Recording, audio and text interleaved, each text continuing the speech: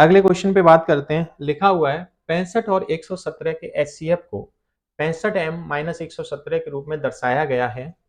m का मान ज्ञात कीजिए, साथ ही साथ अभाज्य गुणनखंड विधि के प्रयोग से 65 और 117 का एलसीएम भी ज्ञात कीजिए।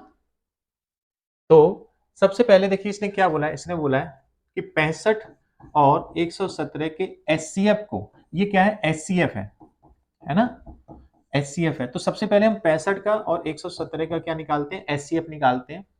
तो देखिएगा सबसे पहले हम 65 के खंड करेंगे, यहाँ पर हम 117 के खंड करेंगे। तो 65, अब देखेंगे 65 5 से कटेगा, 5 एकम 5, 5 3 15, फिर ये 13 से कटेगा, 13 एकम 13। अच्छा, इसको हम देखेंगे तो 7 8 9, ये 3 से कट जाएगा, 3 तुरका 9, 10 11 2 हो गया, 3 निम 27, फिर 3 से काटेंगे, 3 एकम 3, 3 तुरका 9, फिर ये किससे कटेगा, 13 से।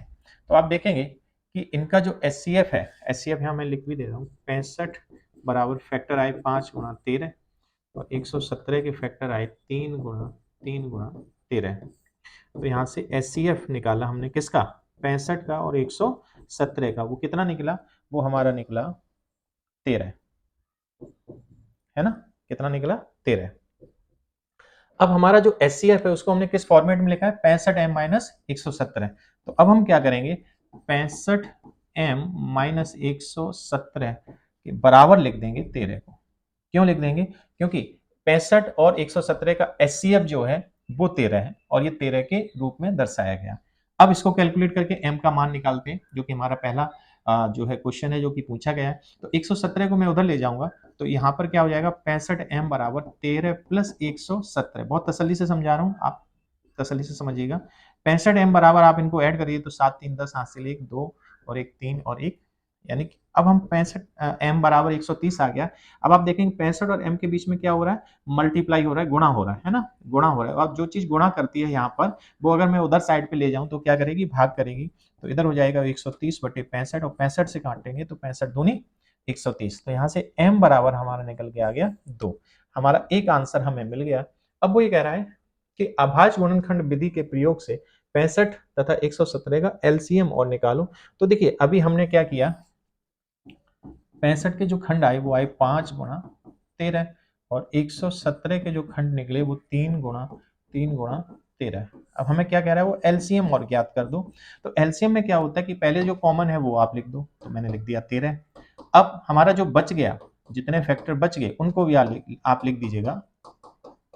तो अब आप देखेंगे 5 तियां 15, 15 तियां 45 गुणा 13। अब हम क्या करें, 13 का इसमें मल्टीप्लाई कर दीजिएगा, 13 पंजे 65 की 5, हासिल लगी 6, 13 13 दूनी 26, 13 3 39, 13 चौको 52 और 52 और 6 कितना हो जाएगा हमारा, 52 और 6 हो जाएगा 58। तो 585 ये हमारा क्या निकल के आ गया, ये हमारा एलसीएम निकल के आया। ठीक है, तो आप देखिएगा क्वेश्चन को एक बार फिर से, ये अच्छा क्वेश्चन है, पेपर में पूछा भी जा चुका है 2-3 बार। 65 और 117 के एचसीएफ को हमने इस रूप में दर्शाया, यानी कि आप दूसरी भाषा में कहें तो 65 और 117 का जो एचसीएफ है वो 65m माइनस 117 है एचसीएफ। तो एचसीएफ एक्चुअल है क्या, तो मैंने यहाँ पर आप देखो, मैंने यहाँ पे क्या किया, इसके फैक्टर किए, इसके फैक्टर किए, फिर इन दोनों की मदद से मैंने यहाँ से क्या निकाल दिया, ये एचसीएफ निकाल दिया। और उस एचसीएफ जो कि 13 निकला उसको मैंने 65m माइनस 117 के बराबर में रख दिया और रखने पे कैलकुलेट किया तो m निकल के आ गया। बहुत आसान है। ठीक है, अब उसने कहा कि एलसीएम और निकाल दो मेरे भाई। चलो कोई प्रॉब्लम नहीं, जो कॉमन था वो लिखा, जो कॉमन नहीं था वो भी लिखा, सबका मल्टीप्लाई किया तो आंसर निकल के आ गया 585। क्लियर है ना। तो ये हमारा क्वेश्चन रहा। चलिए नेक्स्ट क्वेश्चन पे बात करते हैं। लिखा है निम्नलिखित गुणनखंड वृक्ष को पूर्ण कीजिए तथा x y और z के मान को ज्ञात कीजिए। तो चलिए यहाँ पर क्या लिखा हुआ है, यहाँ पर हमारा x लिखा हुआ है, यहाँ पे y लिखा हुआ है और यहाँ पे क्या लिखा हुआ है, z लिखा हुआ है। हमें इन तीनों की वैल्यू निकालनी है। तो चलिए शुरुआत करते हैं। इसका तरीका समझ लीजिए। इसका तरीका क्या है, देखिए यहाँ पर जो भी अंक लिखा होता है, ठीक है ना, इस अंक का और इस अंक का अगर मैं मल्टीप्लाई करूंगा तो वो इसके बराबर हो जाएगा। एंड इसी तरह से अगर मैं इसका और इसका मल्टीप्लाई करूं तो ये हमारा इस चीज के यहाँ पे जो भी लिखा होगा उसके बराबर होगा, और इसका और इसका मल्टीप्लाई करूं तो ये हमारे इसके बराबर होगा। एंड यहाँ पर जो वैल्यू लिखी है और यहाँ पर जो वैल्यू लिखी है, इन दोनों का मल्टीप्लाई करो तो वो किसके बराबर होगा, इस चीज के बराबर होगा। बस इसी का हमें जो है यूज करना है। तो आप नीचे से स्टार्ट करेंगे, यहाँ लिखा है 7 इंटू जेड, तो हम 7 इंटू जेड बराबर 371 लिखेंगे। तो हम यहाँ लिखने वाले हैं क्या, 7 गुणा z बराबर 371।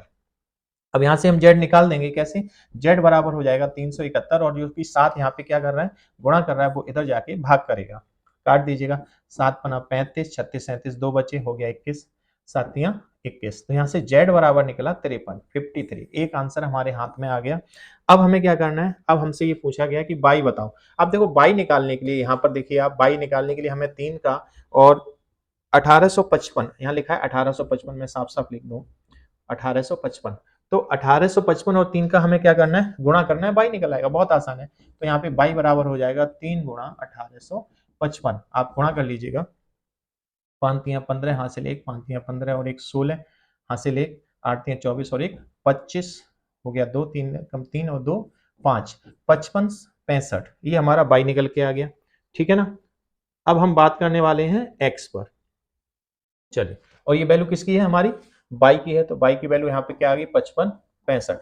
चलिए, अब हमें एक्स निकालना है। तो देखिएगा एक्स जो बराबर होगा वो होगा 2 गुणा बाई के, ठीक है।